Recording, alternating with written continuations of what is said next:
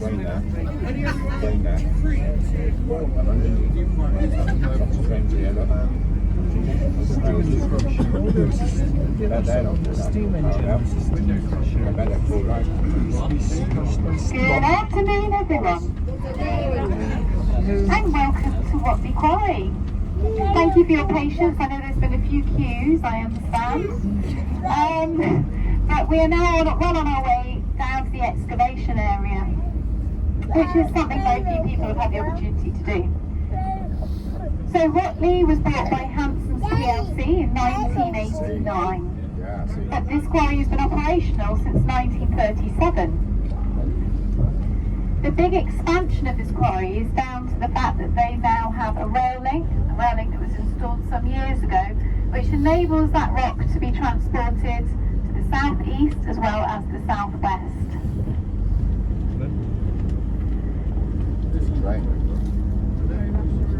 Now, as you move from London and surrounding areas, the rock down there doesn't really lend itself for things like concrete and buildings and roads and nuclear power stations.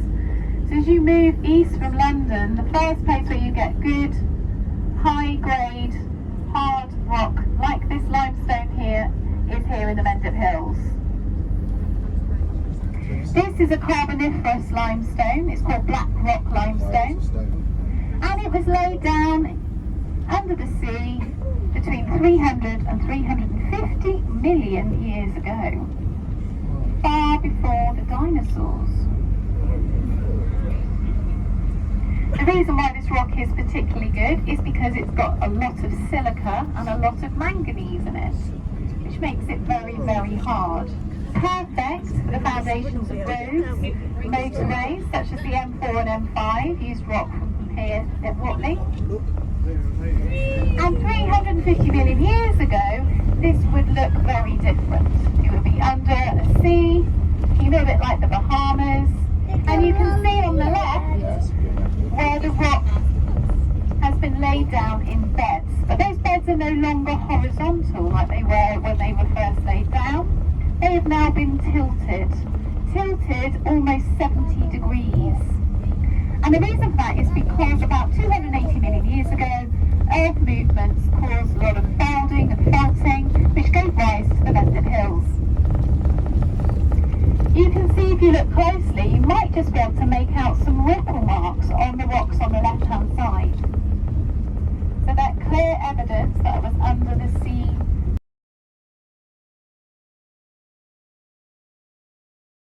Down on level 9, and it has planning to go down to level 11 at the moment.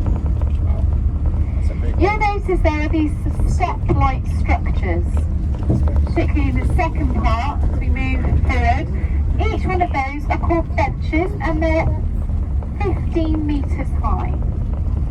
The reason being is so that those levels can be drilled. The drill rig will go down to that level, and then the rock can be blasted away from the rock face. On the left you might see some different colours. This limestone is called black rock limestone because it's a very dark colour. A lot of other limestones in the Mendips are a lot lighter. But those lighter areas, those are veins, which are full of minerals, things like quartzite. And it's very fossiliferous. There are lots of fossils in that rock. Now as we go down, you can see two very impressive bits of plant. We've got our 777 dumper truck, lined with rubber to reduce any noise pollution, and that is capable of holding 100 tonnes of rock. You can see our front loader there, scooping and putting in 25 tonnes of rock per scoop.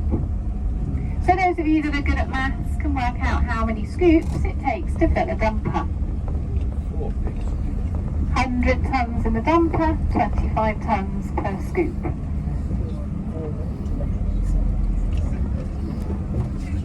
So on the left you can see that bed is almost perfectly horizontal on the left there. Quite stunning. Now if you would like to get out and have a proper look at the quarry over here, you are very welcome to disembark.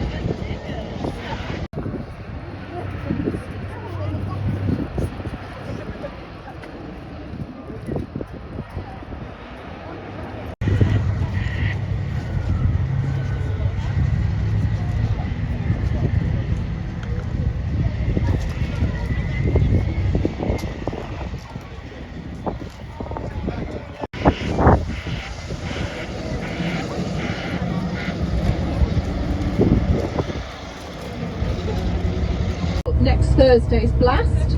They are drilling holes in the face there, which will drop down onto level 9, around 700,000 tonnes of rock. So can you see the little holes that they're drilling in a moment? Those will be filled with ammonium nitrate, fuel oil, and stone chippings added in on top of the charge, ready for the blast before it's set off. Milliseconds apart, the blast designed so that it's not one huge boom. It will go off in a controlled way and the rock falls to the floor below it. It's controlled by EPC, our specialist drill and shot firers, and they get paid an awful lot of money. So there's a good job there if anyone's interested. Go to EPC and look for jobs if you're interested in that. And they get very well paid. Look to the left, you'll see the lagoon just down there, hiding away. That is at level 8 at the moment. So in order to get the quarry made deeper, we have to move that lagoon in the future. But the lagoon is very useful. It collects all excess water on site. It will drain all the sediment to the bottom. Only the clean water at the top will be pumped out to the local watercourses. And around 35 million litres a day will be discharged to the local rivers. So in times of drought, we can even put clean water back into the rivers to protect the wildlife there. In the future, this site has got about, until 2042 of permitted development.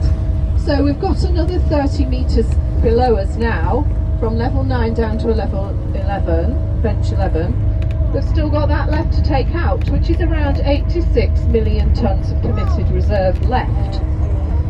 And it might run out sooner than 2042. It will only depend on how many building projects we make in the southeast of England. So those are already decided by the government. They decide we need train lines, hospitals, motorways, airports and the like. And that's why this hard rock has to go there, because we are their nearest supply for it. So we're going past the lorry loadout now, which is these stockpiles on the left. And the right, the hopper is yellow and it fills the train. All the carriages take around 80 tonnes each carriage. So around 60 to 65 trains a week will leave site. Or around 120 lorries worth will go on one train. So it does relieve the pressure off the road. And so thank you everyone. I hope you've enjoyed your visit today and found it interesting. And there's lots more still to see. You can go and visit the processing plant in the crusher, see how they do it there. There's heavy machine.